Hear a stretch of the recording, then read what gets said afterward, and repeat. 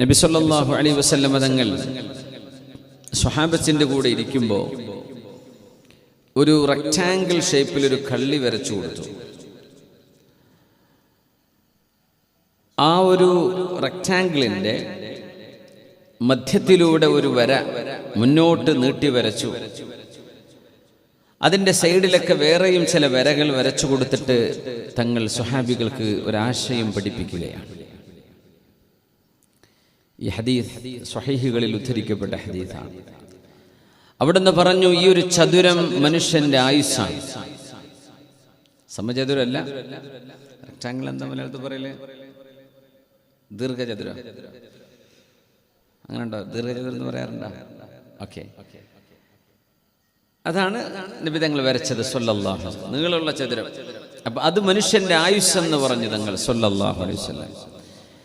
അതിന്റെ മധ്യത്തിലൂടെ കടന്നു പോകുന്നത് മനുഷ്യന്റെ ആഗ്രഹങ്ങളാണ്. എന്നാൽ ആയുസിന്റെയും പുറത്തേക്ക് ആഗ്രഹങ്ങൾ പോകുന്നത്.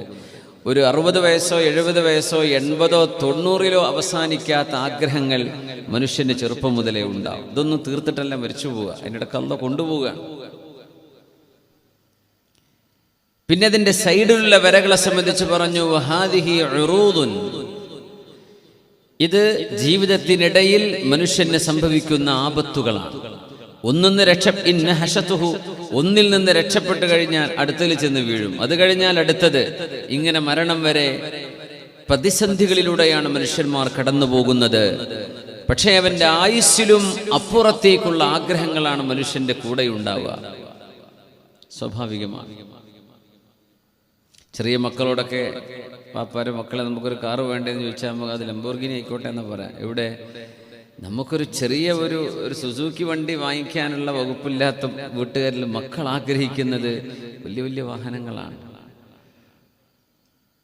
ആഗ്രഹങ്ങളാണ്. നമ്മുടെ കപ്പാസിറ്റിക്കും പുറത്തേക്കാണ് നമ്മുടെ ആഗ്രഹങ്ങൾ നീളുന്നത്.